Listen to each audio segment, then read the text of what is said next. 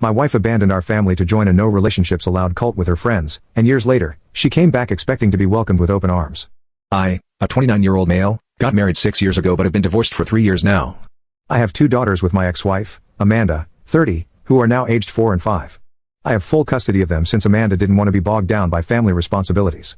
We were happily married for 3 years, had 2 beautiful kids, and were even planning on buying a house so we could move out of the apartment we lived in, when she suddenly hit me with, "I want to be single and explore the world right now." We had been together since high school, so we were all we knew. I was her first everything, and she was mine, so I always assumed we were in it together forever. She seemed fine with not having been with other people, but after 3 years of marriage, she told me she wasn't happy and wanted both of us to be free of the burden our marriage and family, so we could live life to the fullest. It was all weird, freethinker talk like my mom would refer to it, and I didn't understand any of it because I thought she loved me. She insisted she did love me but also said she loved herself and wanted to give herself a fair chance to explore the world. I even suggested opening our marriage temporarily, no matter how much it hurt me, just to make sure she stayed married to me and didn't actually leave. But she wasn't into that idea and was hellbent on getting divorced so we could both do this the right way. I was heartbroken after that conversation because it came out of nowhere. When I started crying in front of her, she told me that everything would be fine and to have faith in our love because, if we were meant to be, she'd find her way back. It was ridiculous and unfair, but that's how our marriage ended. One day, she decided to pack her bags and leave so she could explore the world and be on her own for a while, leaving me and our 2 kids behind without giving a damn about what would happen to us. I even asked what she thought would happen to the kids, and she suggested I leave them with someone I trust, and I should go explore the world too, travel, meet new people, and live a generally adventurous life so I could grow. I was stunned.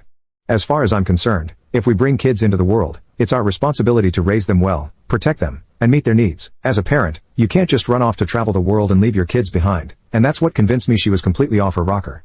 So, I didn't fight the divorce anymore. I didn't contest it. The settlement was easy since she didn't want anything and was ready to give it all up. Her parents were wealthy, so the alimony and child support weren't a big issue either. She got visitation rights, but she rarely visited, and even when she would, she'd make me drop the daughters off at her parents' place and then wait in another room so she could meet them without being reminded of the past.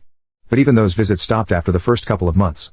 I found out the real reason behind the change in her behavior much later from a friend of mine, Richard, who happened to have a couple of friends in common with Amanda.